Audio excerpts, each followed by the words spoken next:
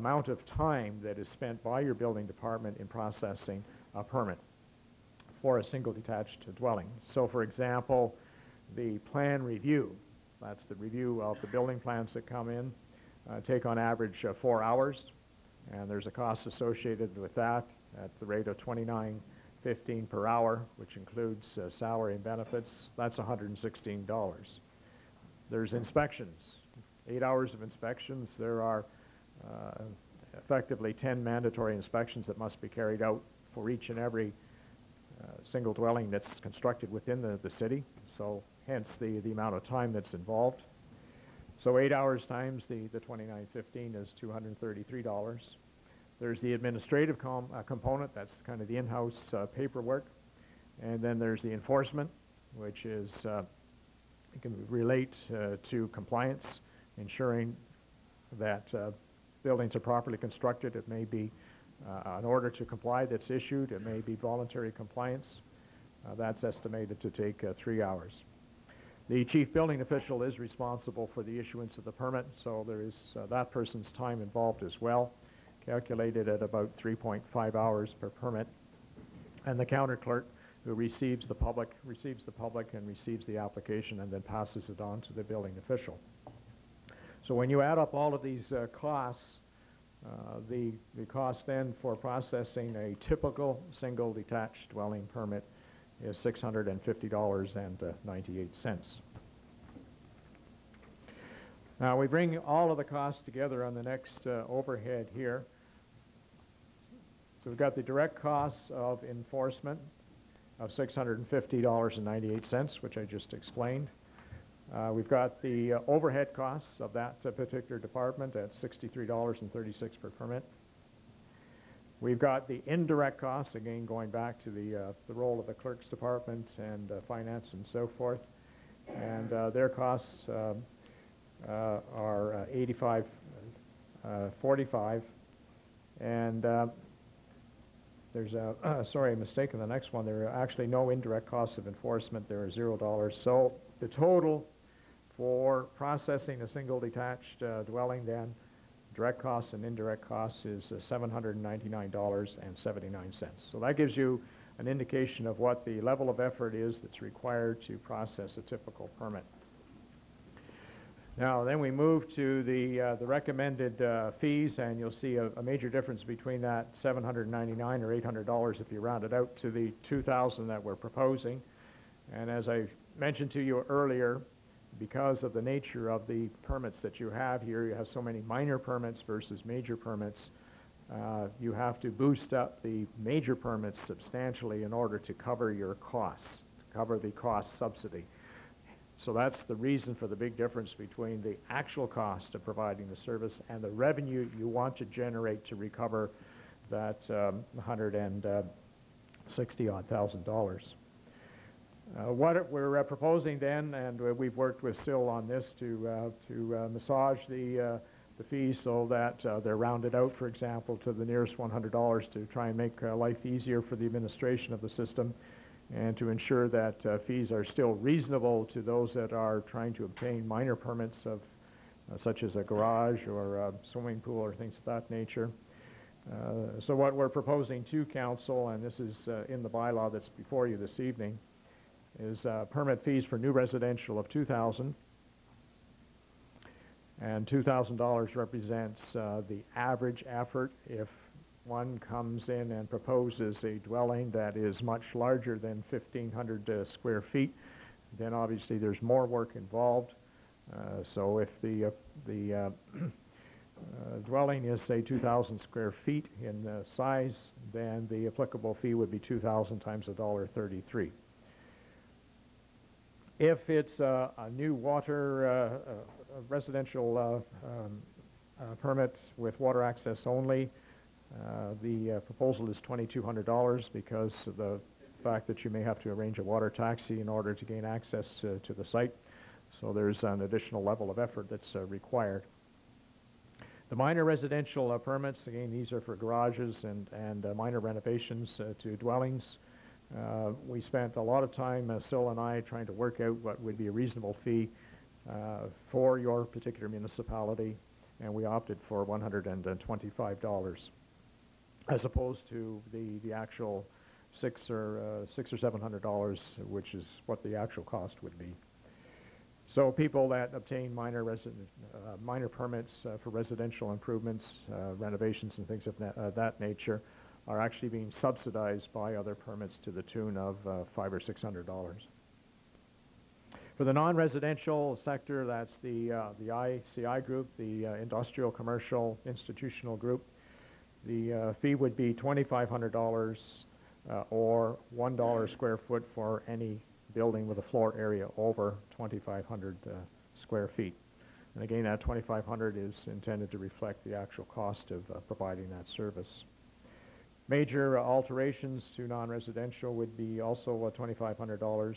Minor alterations to non-residential, $500. And some sampling of other permits that we're proposing fees for, with demolitions of $150, wood stoves $100, pool and fences of $80. And you'll see in your bylaw that there are a number of other fees as well. But I just wanted to give you a flavor to show you what the contrast would be from major permits to minor permits. The where to from here, Council is considering the adoption of the bylaw this evening, and they certainly have the option of doing that once you've completed this public meeting.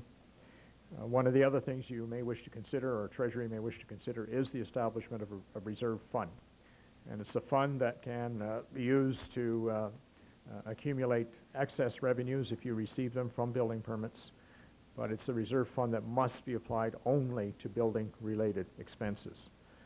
And this is where abuse had occurred in the past in Ontario, and why this legislation was brought in the first place, because municipalities were generating excess funds and using those for other types of municipal expenditures, sewer, water, totally unrelated to the service of building permits. The reserve fund that would be established under the Building Code Act in this particular circumstance would be strictly for operational and or capital costs related to the building service.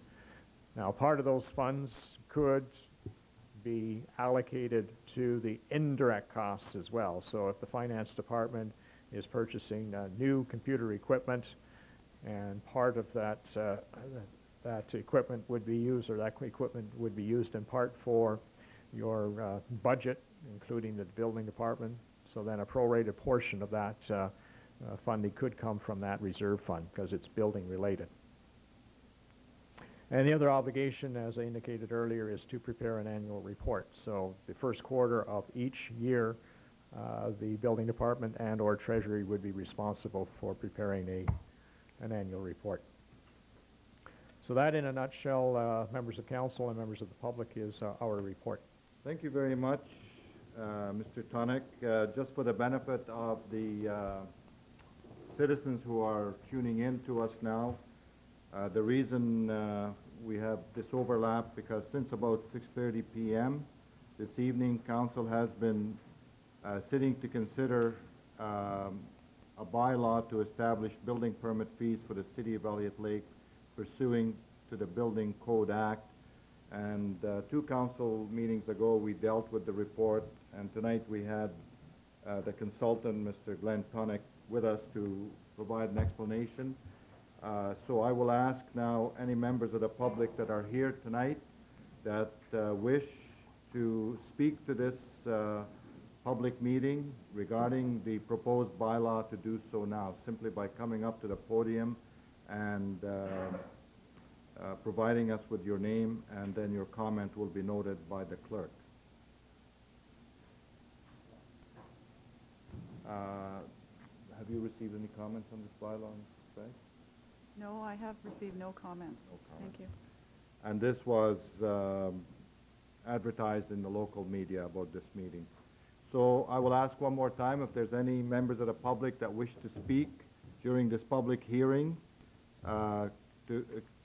while we're considering a bylaw to establish building permit fees for the City of Elliott Lake pursuant to the Building Code Act. And the bylaw will be dealt with further on in the agenda under bylaws. With that, I will declare the public meeting adjourned, and now we will move forward with our, thank you, Mr. Tonic. We will move forward with our regular meeting of council. So I will begin by welcoming the citizens watching us at home, the public in the council chamber this evening, any visitors to our community, and members of the press, and any guests in the council chamber. I'll begin by calling this meeting to order. It is October 23rd, 2006, and the hour is 7:10 p.m., and this is the regular meeting of council. We will begin with a roll call vote, and all members of council are present. We have the minutes of the October 10, 2006 regular council meeting and October 19th, 2006 special meeting, moved by Councillor Hamilton and seconded by Councillor Barda. Any errors or omissions in those minutes? There being none, all in favor? No one against, that motion's carried. Any declarations of conflicts of interest this evening? Again, these declarations of conflicts of interest are under the Conflict of Interest Act of the Province of Ontario, and any member of council that has any potential pecuniary interest in it must declare themselves. Does not mean they are guilty of anything. Simply they're notifying the public that they do have the potential, and they will refrain from any discussions or otherwise influencing the debate. If this was to be an in-camera, yes, Councillor Reinhardt? I'm looking at the addendum, which is not part of our agenda yet, and I see something in there that I haven't had time to read it fully. You can declare at any time as we move forward with Yeah, okay, this. I'd like to look at it a little more, Okay, so I may yeah. be declaring later on that. Yeah, that's fine. Thanks. Just for the public, if this meeting was an in-camera session, then the council member will have to leave the room while the discussion takes place. But while it's a public meeting with the media here and the public, then the council, member of council may just refrain from any discussion. So I will ask one more time, any declarations of conflicts of interest? Since there are none, we'll proceed with the public presentations. We have 4 public presentations this evening. So I will ask everyone to adhere to the 10-minute limit if you can, please. That is excluding any give and take from council, but the actual presentation should be in the 10-minute range. And the first one is a letter from the Elliott Lake Committee on Smoking and Health requesting to address council concerning their recent award for their work as part of the Ontario Tobacco Control Strategy. And we have with us here Mrs. Fran Perkins, who will be presenting.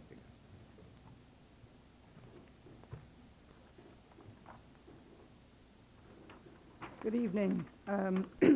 Your Worship, members of council, ladies and gentlemen, and public at home. My name is Fran Perkins. I've been a member of the Elliott Lake Committee on Smoking and Health for about 8 years.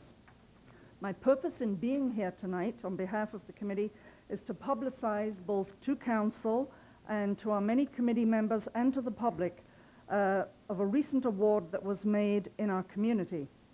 Many of you may be aware of the late Heather Crow, an Ottawa waitress who recently died from tobacco-induced lung cancer, acquired while working in a smoky environment for 40 years.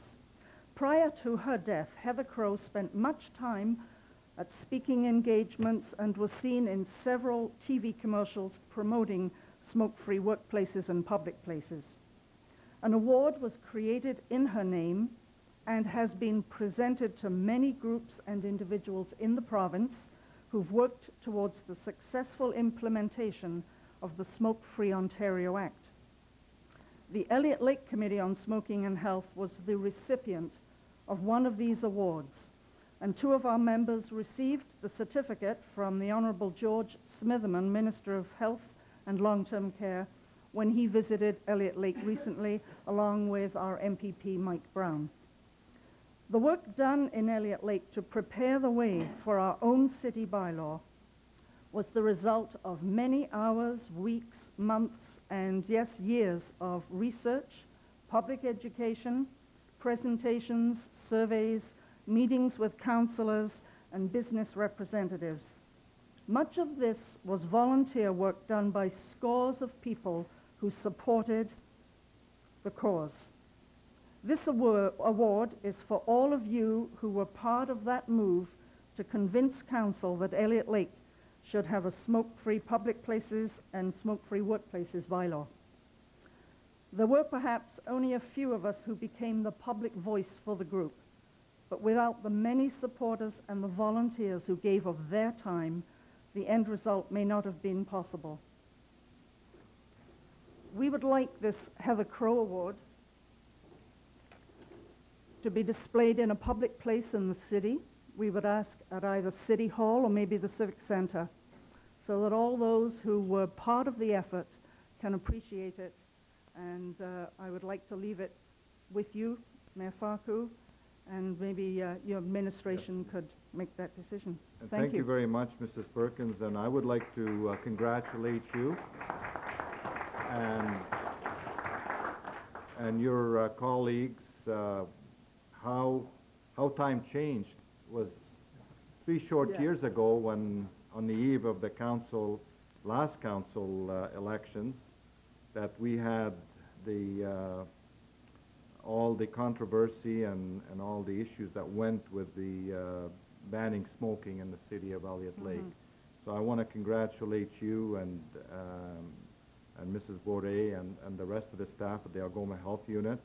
And of course, a number of our councillors also worked with you because everyone now accepts this as a fact of life, living in a civilized society, that you can't blow smoke in people's face and cause harm to them with secondhand smoke. So you are to be congratulated with everybody who put the effort in to make this possible. Okay. And I will proudly receive that from you and have it displayed somewhere within the municipality. Thank you very much. Congratulations.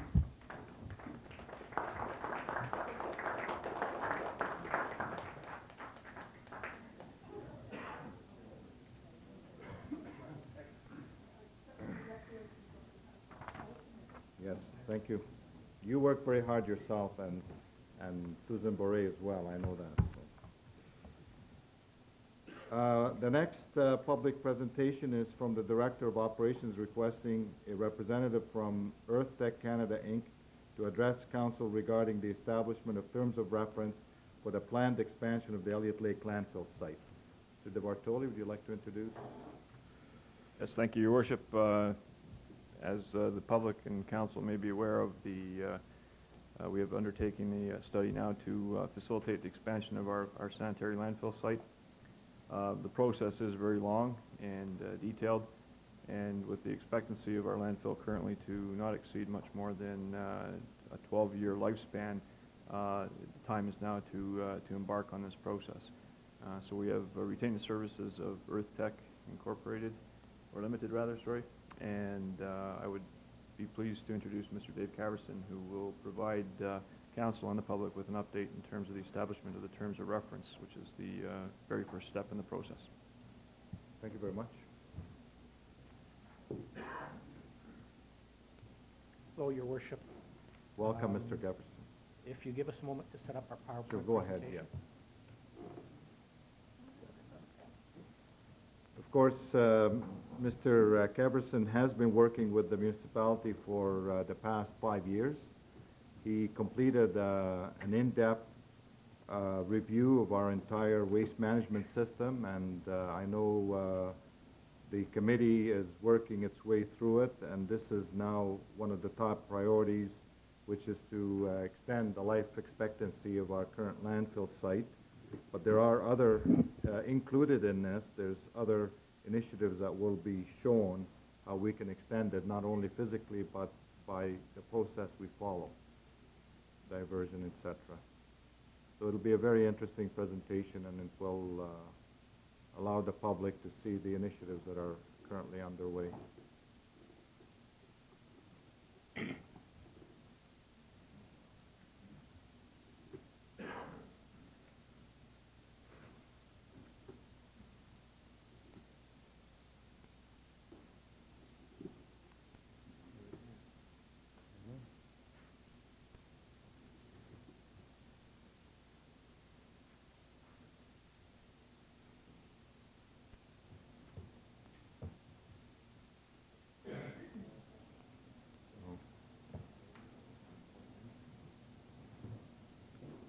You had it earlier. Yeah.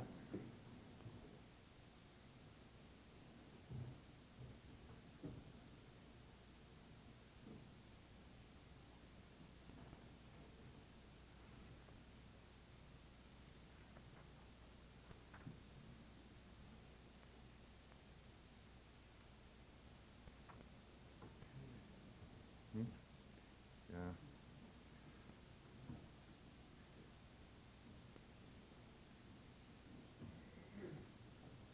I wonder if we can just turn the regular feed on and we can maybe just move in with another item for the time being. Yeah. Well, I will go, yeah, the PowerPoint. Okay, and while we're waiting for the PowerPoint presentation to be presented, I'm going to skip through the public presentations and come back to them, because the second presentation is also a PowerPoint, and the fourth presentation rather is to be made by Mr. Gagnon, who's trying to get the system going. So we'll go right to item 1 on the agenda, and then we'll come back to the presentation. And item 1 we have is a letter from the MPP for Oxford requesting a resolution of support petitioning the provincial government to balance the delivery of municipal services with the ability to pay by expediting the promised provincial municipal fiscal and service review. And this letter is from Ernie Hardeman. He's the MPP for Oxford. And in it, he's talking about the need to balance the delivery of municipal services with the ability to pay is urgent. The last study of provincial municipal services was completed almost 10 years ago. Our party understands that since then the cost of delivering services has increased substantially and municipalities have been left with the additional cost. Municipal expenses are expected to again increase substantially once the government passes the Clean Water Act, and that has been done already, I believe. We understand the pressures that our municipalities are facing and the difficult choices you are left with to raise property taxes or cut services to try to make ends meet. And he has a resolution here, because we'll have to skip all the political stuff and go to the actual resolution that he's proposing. And the resolution reads, whereas the gap between the transfers from the province and the cost of social programs is growing and is now estimated by the Association of Municipalities to be over $3 billion, and whereas delays in balancing the cost of delivering services with the ability to pay are resulting in delayed maintenance of infrastructure, reduced municipal services, and property tax increases across the province, therefore be it resolved that in the opinion of the Council of the City of Elliott Lake, that the provincial government's currently proposed provincial municipal fiscal and service delivery review, which will not be completed until February 2008 after the next provincial election, is needlessly drawn out, and that a full review to balance the delivery of service with the ability to pay should be completed much more expediently in order to avoid hitting taxpayers with unsustainable property tax hikes or significant reductions in service. Now, just as a footnote to this, at the most recent AMO, Ontario Municipal Association conference, the Premier gave his undertaking that this will happen, and it appears to be coming to the top of the agenda because many municipalities are facing significant increases in the cost of their services, and their residents, as in all communities, their ability to pay for them is becoming more and more difficult.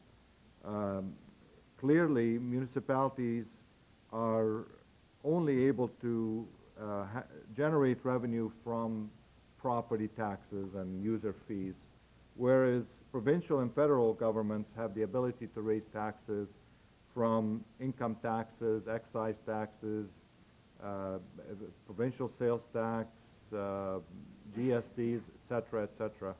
So there is an urgent need now to have a balance where the services that are truly the responsibility of the provincial government should be paid for by the provincial government, such as social services and public housing and things of that nature. And those other responsibilities of the municipalities should be paid by the municipal ratepayers, so that there's fairness in this. So this is what this resolution is all about.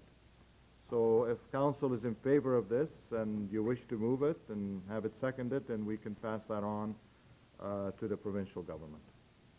Moved by Councillor McTaggart and seconded by Councillor Reinhardt. Any comments from Councillor Soulier? I don't disagree with the resolution. I disagree with the politics of it. We're being drawn into the conservative argument.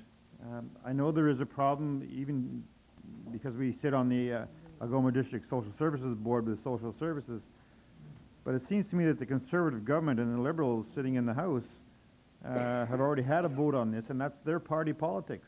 They're coming back now to the grassroots when they're in problems. I don't agree with the way they're doing it. I agree with the resolution, but not with the way they're doing it. Okay, Councillor Reinhardt, give us the Conservative perspective. Well, I think it's interesting that we've had lots of resolutions like this that were driven out of MPs' offices. This isn't anything new, so we shouldn't pretend like it is new, and that politics is new. It's a good idea, and I'll tell you why, from my perspective anyway. This is one of the driving forces, if you go back and remember, behind us making the conversion from an Elliott Lake Police Force to the OPP. We found that meeting the standards, the ever-rising standards from a small police detachment with always increases in the level of service that we needed, we did not have our police force was not on the scale that could give us any efficiency. We're finding the same thing with ambulance. We have to, in Algoma, have response times with ambulances that are driving costs per ambulance call to $7,500 per call in Dubreuilville. And we've already had judgments come out of the provincial courts that says that ability to pay is not, we're not allowed to use that as whether we supply the service or not. You have to respond within 17 minutes, 19 times out of 20 or something like that. So we know that on one hand, the province is hitting us and has been, and it isn't unique to the party that's in power now. We're not supposed to criticize, by the way. And I don't mean that critically. It's not reserved to them. Parties in the past have done the same thing to us. In fact, it was the previous government that raised the standards on ambulance through the stratosphere. You'll remember that they took off, we can't have ambulance attendants anymore. All of a sudden they came out, we had to have paramedics. So we have in Dubreuilville, where they get as many calls in a year as Elliott Lake probably does in a week or 2 weeks.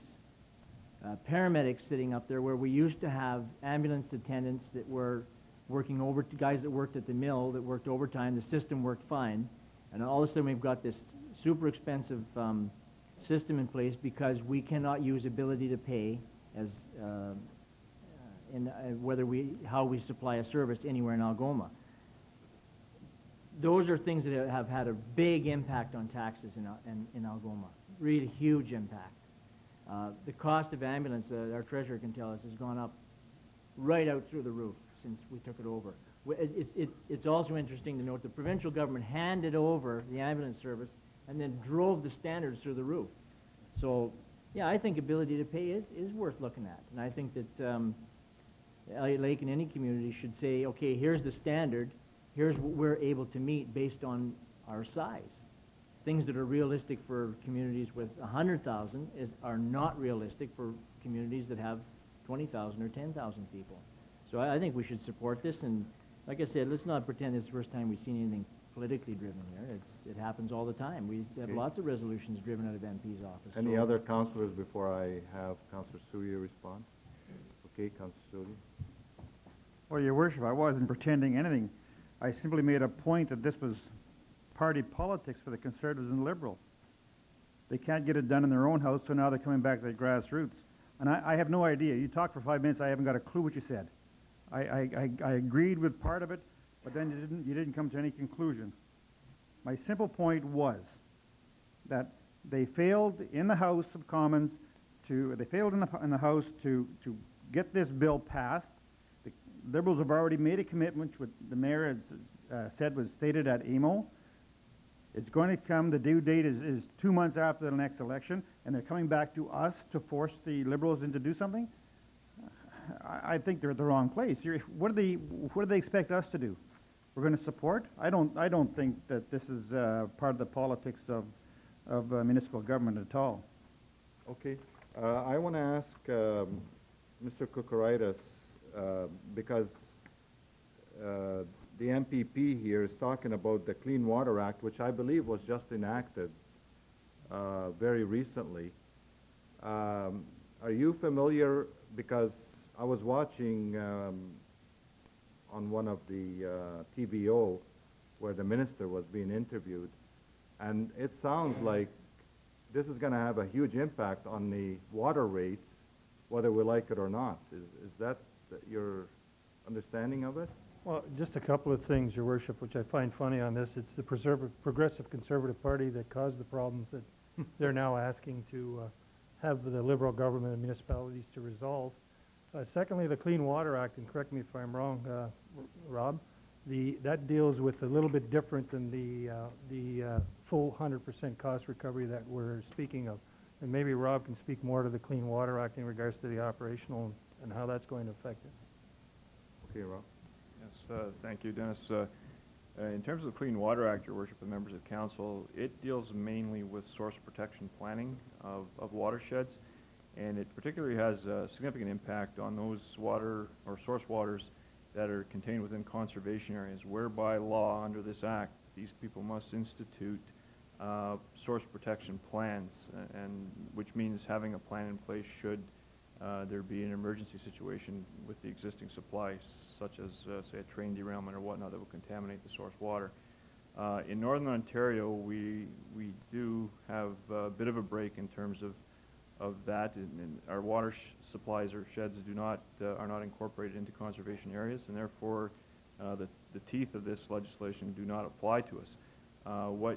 If Council recalls, what we have done in not too long ago is engage the services of a consultant to partake in a provincially funded study to develop source water protection plans for our drinking water supply should the criteria of a screening process be met. So basically what we're doing here in Northern Ontario is we're looking at our water supplies, evaluating the risks in the immediate area of the water supply, and then from there we will be determining whether or not we have to engage in full source protection plans. However, people that are in conservation areas in Southern Ontario do not really have a choice in this matter.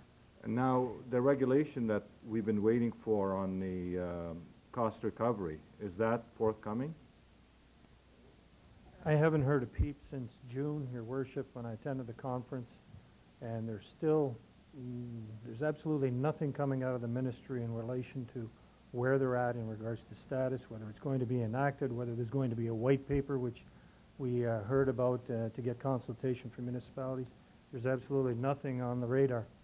So conceivably, they can come up with this regulation and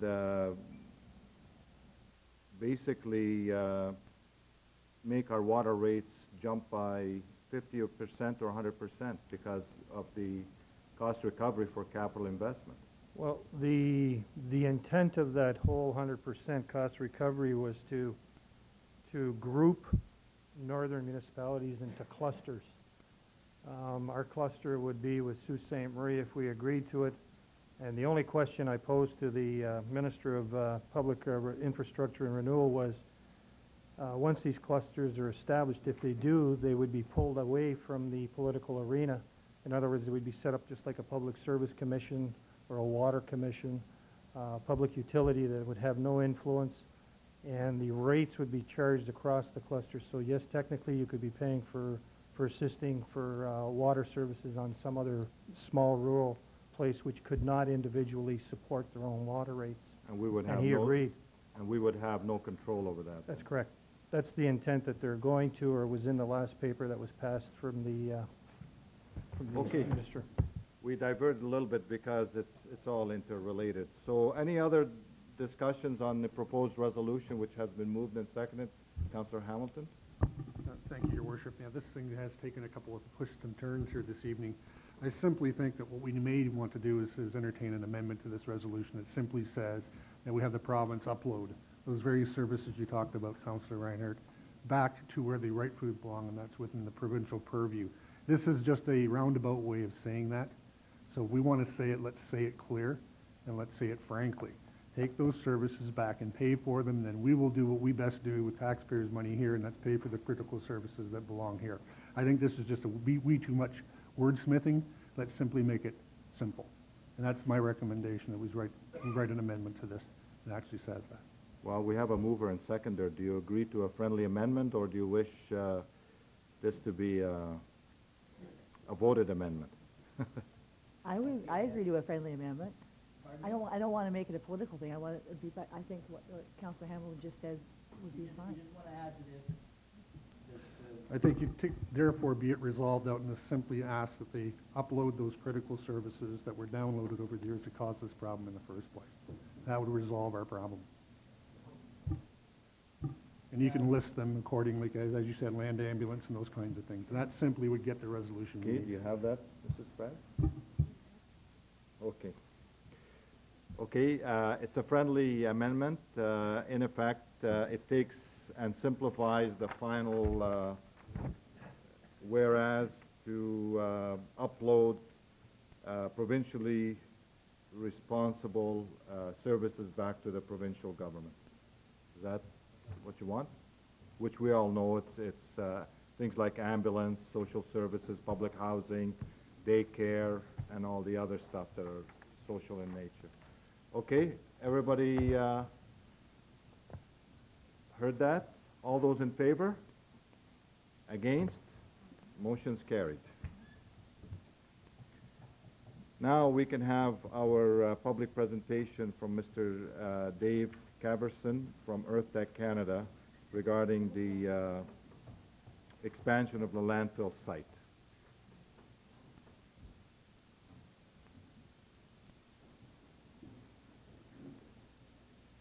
With a little luck. Okay. Can you go by that, or? Are you sure? Yeah. Okay. Good evening, Your Worship and Council. As Mr. DiBartoli indicated, my purpose tonight is to give Council a brief on the draft terms of reference that EarthTech is working on for the City of Elliott Lake with respect to a waste management master plan study for the city. The purpose of the undertaking itself is to prepare a long-term waste management master plan to commence in and around the year 2010 that will guide the management of waste within the City of Elliott Lake for a period of approximately 20 years.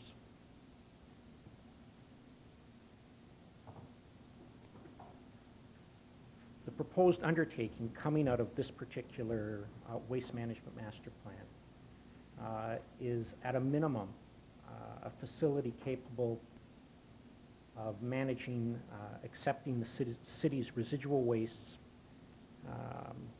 for disposal over a 20 to 25 year period. In other words, from the year 2010 to 2035. And that's accepting residual wastes that will be generated within the city after the achievement of whatever municipal waste diversion programs the city decides to implement. One of the things we have to do in obtaining Environmental Assessment Act approval, and this is identified in the draft terms of reference, is that we have to examine alternatives to the proposed undertaking. And in the draft terms of reference, what we've done is identified a number of different alternatives. The first of these is additional at-source waste diversion programs. The second is landfilling of wastes. The third involves physical processing, and that may be processing at a landfill prior to actually landfilling. Then we have biological processing. It may include something such as the establishment of a landfill bioreactor or composting of waste streams. Thermal processing is also an alternative that is being identified in the draft terms of reference, and that's just the current terminology for incineration. And finally, the final alternative we have to consider is the do-nothing alternative. In other words, you just continue with your standard waste management programs and facilities. Those are all identified in the draft terms of reference. It's frozen.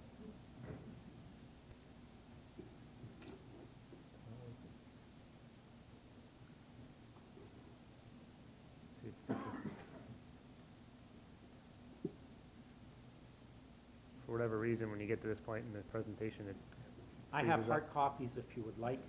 Okay. And I can work from the hard copy. Yeah, if you that's, would like me that's to. good enough. Okay. Yeah. Yeah, thinking. Is it working? No? Okay, we'll just go back to the, Your Worship, I believe all members of council have a hard copy of the presentation. So if we turn to the very next page, which is identified criteria for alternatives 2. And in order to identify various alternatives and evaluate them, we have identified a series of criteria which will be used to identify these alternatives. There are 5 categories of criteria. There's the natural environment,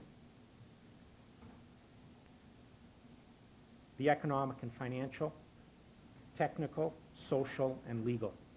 And under each of those categories, there's a number of different evaluation criteria that will be used in order to identify and evaluate the various alternatives to that identified in the previous slide.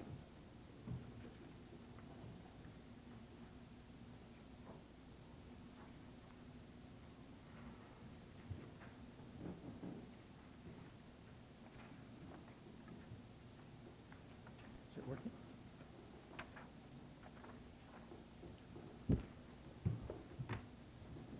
I think it's on now, if you, It's not working. It's still frozen. is it? Yeah. Okay. No, it's actually working on the screen. It's on the criteria for alternatives. If you want to try it, Bob? I'll try it. No, I'm talking, cameraman. Yeah. It's on the screen here.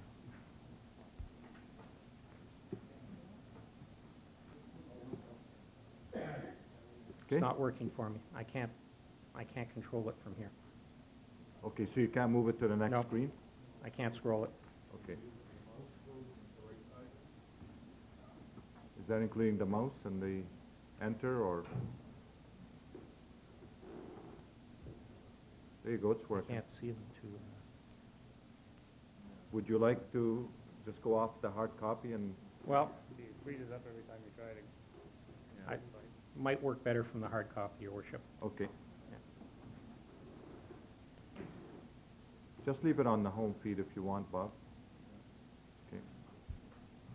Flipping to the next slide, which is titled Criteria for Evaluating Alternatives to, which is what I just talked about. There's 5 categories of criteria: the natural environment, the economic and financial environment, technical, social, and legal environments. And under each of those categories, there are a series of individual criteria which will be used to evaluate the alternatives to.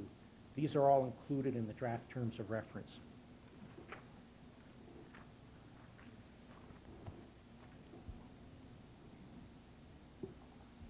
Within those draft terms of reference, one of the things we have to do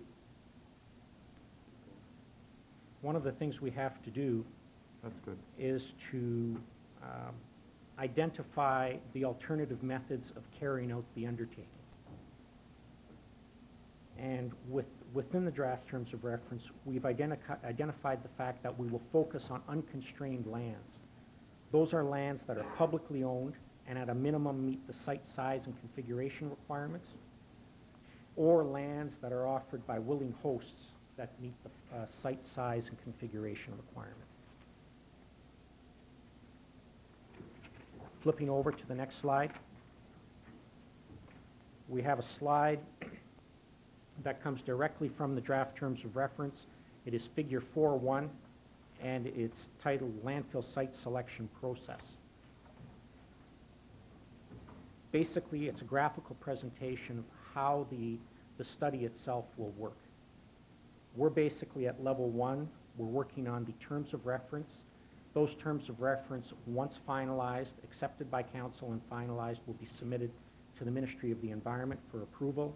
Once approved by the Ministry of the Environment, the city may then begin the study in which to find a long-term disposal site for the city and get approval for its waste management master plan. Once the terms of reference are approved by the Ministry, you will go into a series of other steps. The first one is level 2, where we identify candidate areas for potential waste disposal sites.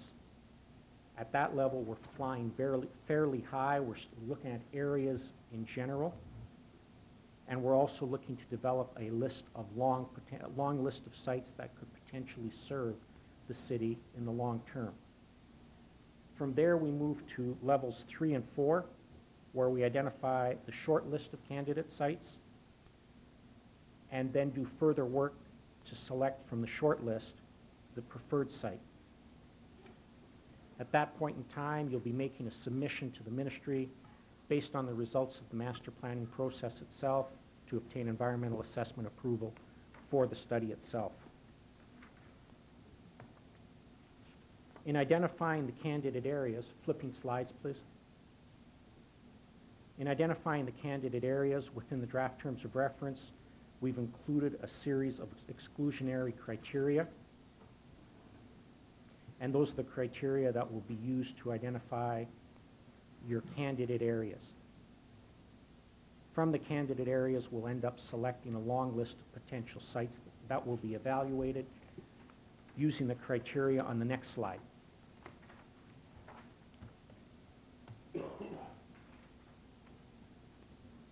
You can see that on the next slide for the long list of criteria. There are 7 criteria that have been identified. Using these criteria, the long list of sites will be evaluated and reduced to a short list of sites. And the next slide identifies the list of criteria that will be used to evaluate those sites on the short list. Again, with short-listed criteria, we have 5 general categories of criteria. The first is public health, safety, and the natural environment.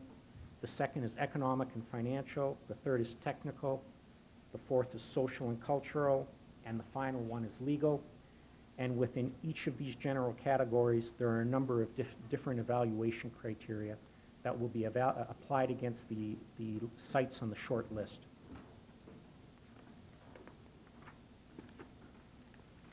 Flipping slides. Within the terms of reference, one of the things that the Ministry of the Environment requires is that we provide a description of the environment that will be potentially affected by the study and the outcome of the study.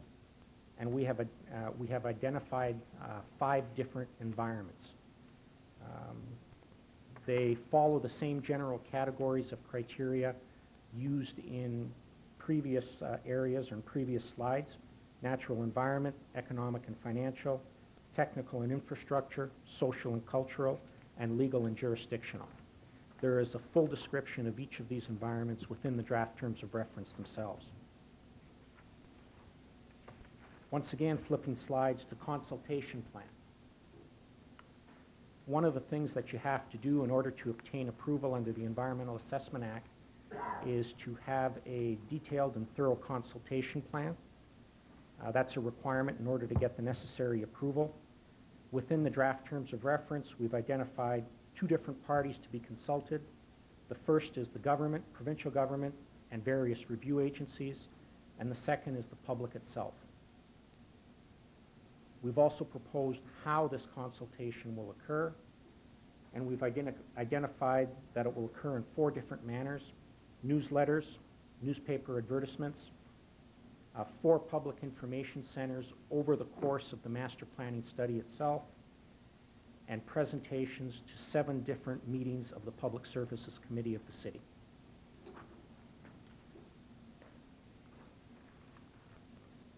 The draft terms of reference also identify and describe a monitoring strategy that the city will implement once the study is completed. That monitoring strategy is required just to measure how the city is moving towards implementing the programs that have been identified in the master plan itself.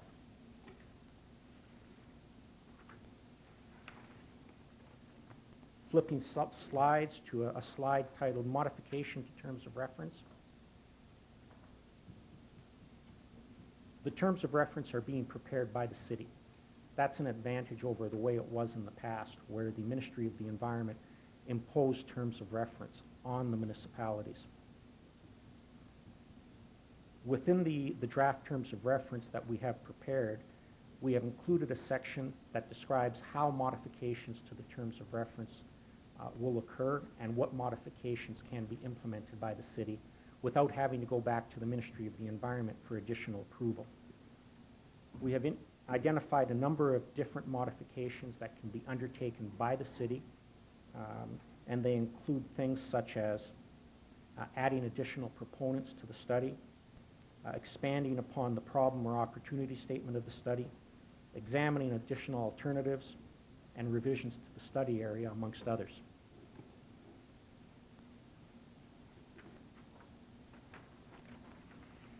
The final slide identifies other possible approval requirements which will be required before the city actually obtains long-term approval to operate an expanded or a new landfill site. The Waste Management Master Planning Study itself, when successful, will only give you approval under the Environmental Assessment Act. At a minimum, before you can operate an expanded landfill or a new landfill, you'll also need approval under the Environmental Protection Act. Plus, you might also need approval from a number of different other acts that have listed on this particular slide. You will not necessarily need those approvals. They're simply identified there because they may be needed. The 2 approvals you definitely will need are under the Environmental Assessment Act and Environmental Protection Act.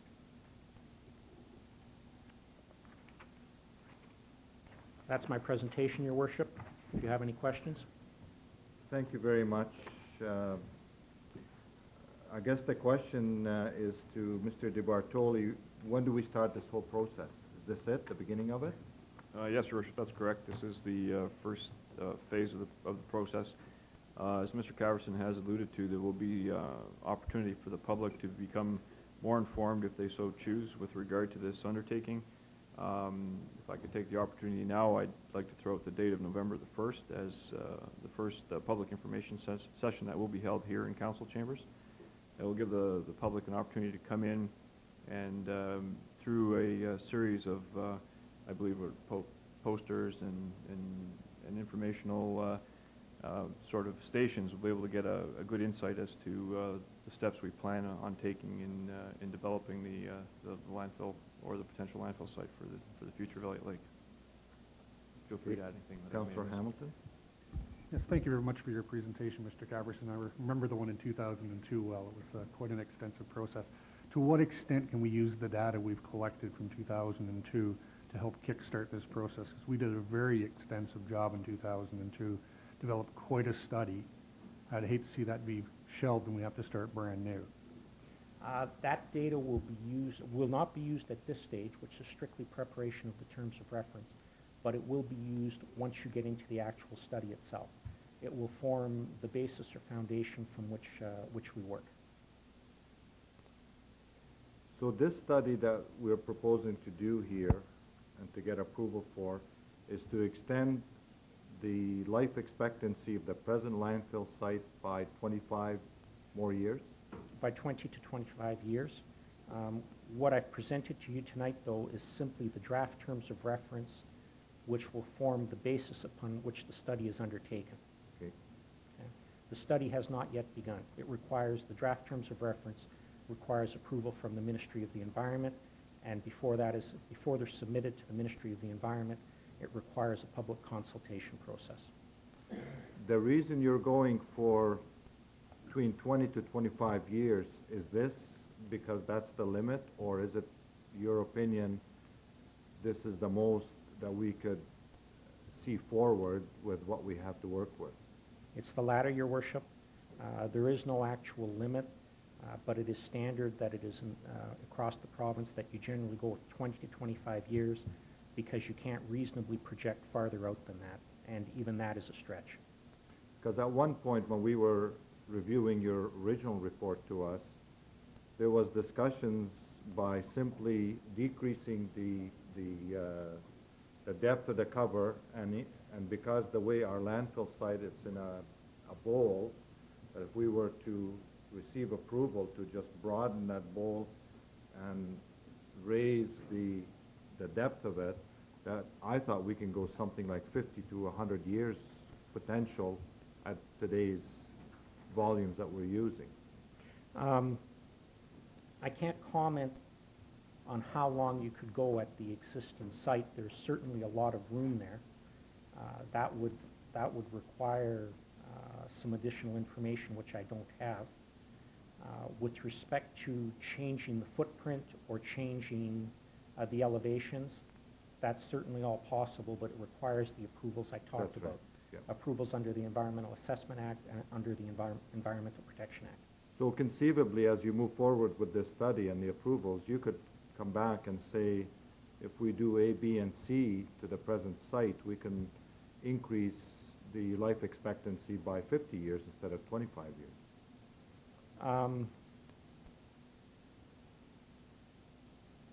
Well, conceivably, I would say that anything is possible, but the study will be based on a defined term, and what we're proposing is a 20 to 25-year period.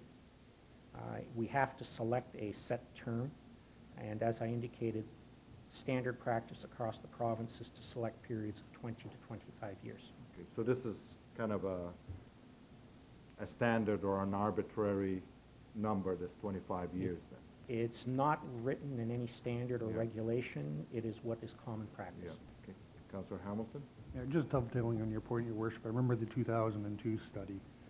At the time we did our original assessment, there was so much had to be capped for decommissioning the landfill site. And the whole prospect behind that is if you were able to reduce that, you can have more fill in the landfill site.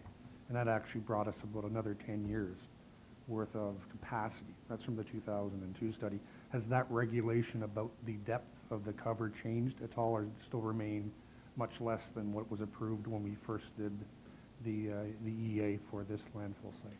The regulation hasn't changed, but what also hasn't changed are your existing approved final contours. You are limited by those right now.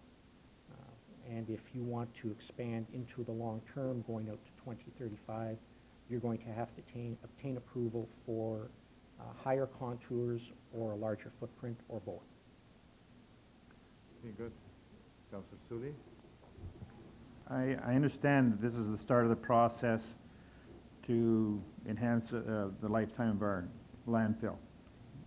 My question is this: is there anything that will affect your study if we take initiatives during this process, such as in your first chart it said reduction, reuse, recycling, and composting? We are recycling to a greater extent now. We've added more bins to some of the apartments. Does that affect what you're doing at all? It doesn't affect the ultimate objective of the study, which is to obtain approval under the Environmental Assessment Act for a landfill expansion. It will indirectly affect the various waste diversion programs identified in the study. But waste diversion programs aren't subject to approval under the Environmental Assessment Act. Whatever is identified within the study in terms of waste diversion programs, you can go ahead and implement. You're not required to get approval under the Environmental Protection Act for those programs. Okay. Now, if we do start a different program, the bottom one you had was composting. We should be notifying you of this for your information? To aid you in what you're doing? We will need to incorporate that within the study, correct. Okay. Good, thanks. If I can just take you back to the 2002 study, and which we are constantly reviewing, can you, under the 3R, conceive where we could have an actual system? I think it exists in Sudbury and some other places where you separate some of the material as it comes in, and basically individuals can go in and either secure it or buy it, whether it's 2x4s or whether it's steel or anything like this. Is I understand this will not be part of this study, but if we go back to the 2002 studies, this still a possibility to increase the life of the present site? Yes, it is, and what you're referring to can quite possibly and may quite possibly be identified as one of the waste diversion measures identified in the study. You're referring to a reuse program at the landfill itself. That's right. Yes. And I think that's something that this community is probably long overdue for, because it seems to be becoming more common in larger centers with their landfill sites. So you're familiar with that? Yes. Okay, Councillor McTaggart? Thanks for coming back again. It's good to see you. No, as Councillor Soulier was referring to just a few minutes ago, the more we reduce and recycle and reuse and compost, it's definitely going to have an effect on the landfill, because that means that those things won't be going to the landfill, so that would extend the length of, that would help the landfill. Correct. So we wouldn't be putting those items into the landfill, then that means that the landfill would last longer? Correct. Yeah. So even if this isn't necessary for your study, obviously if we, as Mr. DiBertoli does, as Director of Operations, and the whole region, if we continue to do all of this, then it's definitely going to be to our advantage by reducing, recycling, reusing, and composting. It will reduce the amount of space you will need in your landfill for the long term. But those diversion programs will be identified and evaluated as part of the study, and we'll be working with Mr. DiBertoli on that. Okay, thank you. Councillor Denley? Thank you, Your Worship. About 2 years ago, Mr. DiBertoli and I went to Sudbury, and we looked at what I would consider to be what I call later on a restaurant dump. You could pretty much eat your dinner there. It was absolutely beautiful. The problem, though, is that they have a tax base of about 160,000 people, and I forget exactly what the budget, but it was in the millions, and I may ask Mr. DiBertoli if he remembers. I think it was about $6 million a year. They provided some wonderful services. They separated everything from everything, sold aluminum cans and sold different things. The problem is the expense, and I don't know if we're ready for it here. What I would like to see, though, is the dump become user-friendly. When you look at the dump down in Blind River, I mean, it's not the state of the art, but it's certainly better than the dump we have here now. And I know staff has been working on it, and we have been for some time. I would like to see the dump, in addition to extending the lifespan, I would like to see it become more user-friendly, because people get flat tires and all the complaints. And I was out there yesterday, as a matter of fact, and you know, once again, there's a lot of garbage right at the front gate for those who choose not to use the dump. So I assume that's part of what you're looking at anyways. Would that be correct? I think you raised 2 points, Councillor. The first was cost and economics, and on that I can tell you that in evaluating short list of sites and evaluating sites at the long list stage, economics is part of the evaluation. And so costs will be factored into the evaluation. The weighting that economic factors are given will be something that the city can determine along with the public in the public consultation process. With respect to making the site itself more user-friendly, this particular study is a study which is designed to get approval under the Environmental Assessment Act. It's not intended to obtain approval under the Environmental Protection Act. That comes at a later stage. Operations of a site are related to approvals under the Environmental Protection Act, not under the Environmental Assessment Act. Yeah, any other questions or comments to Mr. Caverson? With that, I would like to thank you for your presentation. We're looking forward to the implementation of the study and the final results, and I'm sure that the ultimate goal is to exercise the 3 Rs and increase the capacity and by other means as well. So I want to thank you for attending this evening. Thank you. Thank you. You need a resolution for this, Mr. DeBartoli? No, just information. Next, we have a letter from the fire chief requesting to show a short video regarding a fatal fire which occurred at Camp Borden and to update council on the fire prevention smoke alarm program. Thank you, Your Worship, Council. April 1st, 2006, the fire code was changed to have working smoke alarms on each level of the home. It's now the law. This year, our efforts have been pointed towards education of the public on the new fire code requirements rather than lay charges. We'd like to see all homes in Elliott Lake protected with smoke alarms. This month, during Fire Promotion Week,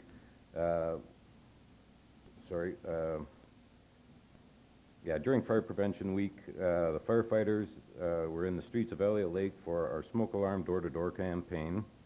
Firefighters visited 234 homes in Neighborhood 1, that's the Valley Central area. This completed all of Neighborhood 1. We visited an additional 236 homes, apartments throughout the city for a total of 470 residents for this 2006 Fire Prevention Week. Tonight, I'd like to show a short video that was requested by Councillor McTaggart, who was informed by our new CAO, Mr. Tom Derrick, of its great value for public education.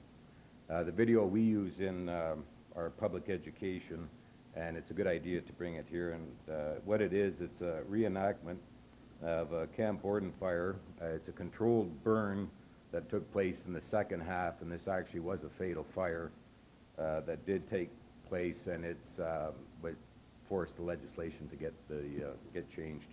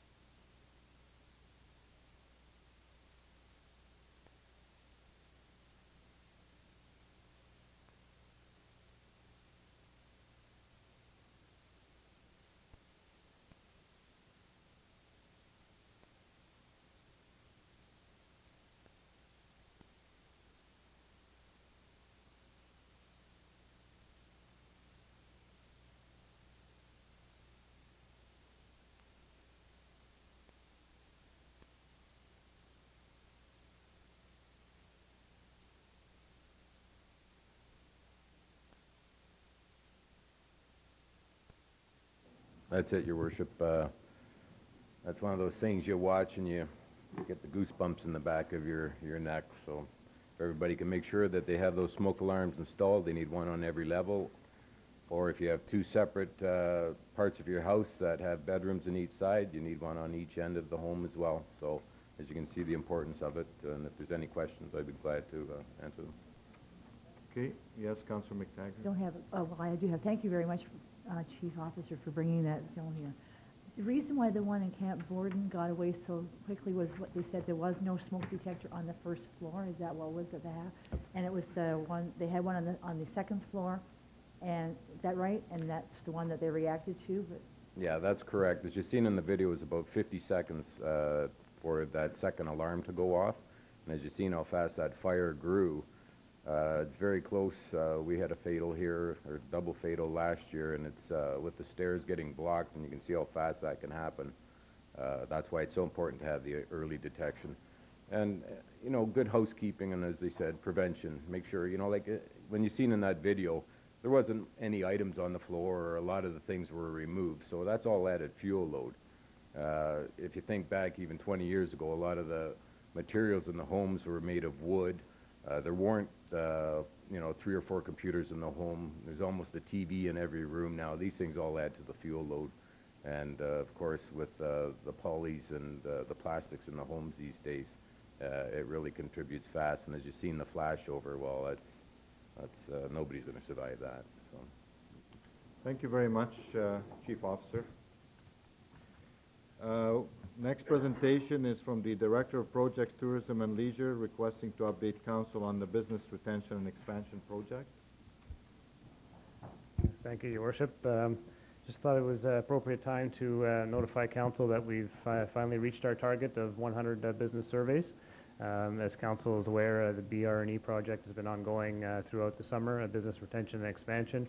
That's a project where volunteers and staff went through a very in-depth study with a survey with business owners, and we've reached 100 surveys completed. Those covering a cross-sector of all the industry sectors in the community. That represents approximately, at a minimum, 25% of businesses in town, so that's a rather large sample size, very aggressive. And those reports are finally done now. We've assembled the tally report, which is available online, and I just thought I would throw out a few samples to Council this evening.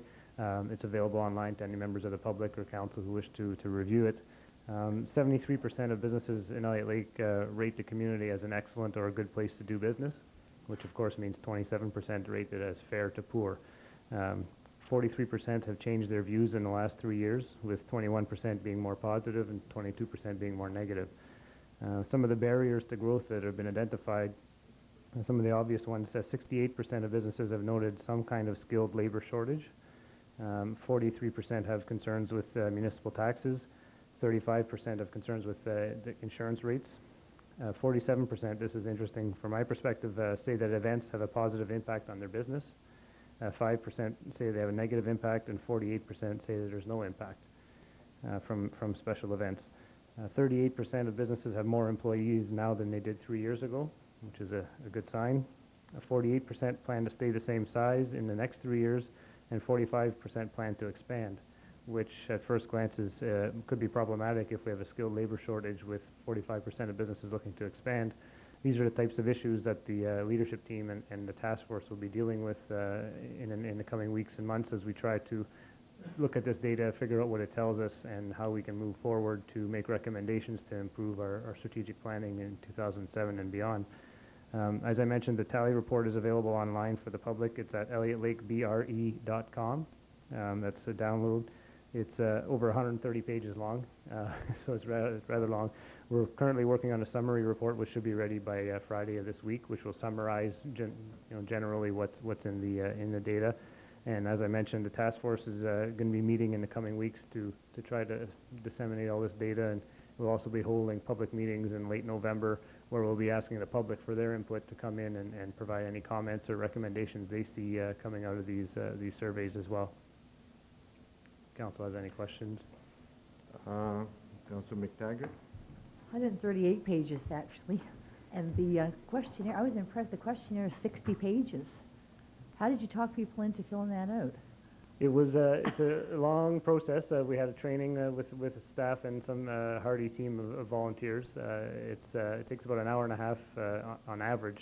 Some surveys ended up being over 3 hours long, and some of them were ran through in 45 minutes to an hour. Well, I think that's very impressive, because when I saw how even the questionnaire itself was 60 pages. Certainly, I mean, yeah. most people, an awful lot of people just, Yeah, well, most put of the it time in we file do it it with under- it was done with the buddy system, so there was a surveyor asking the questions and it was a note taker, so that sped things up. We were trying to establish basically a rapport with the business owner where it was a conversation. You're just having a conversation about the questions, and in some cases business owners would skip a question or would be able to, the scribe would take notes and it would improve it a little bit. But it was an in-depth study based on the methodology provided by the province. So it was, Excellent. I'm partway through it, but when I saw that 60 pages, I thought, my gosh, that's wonderful. Well, good luck. You did a good job, Dan. Did you notice any different issues from different sectors in the business community?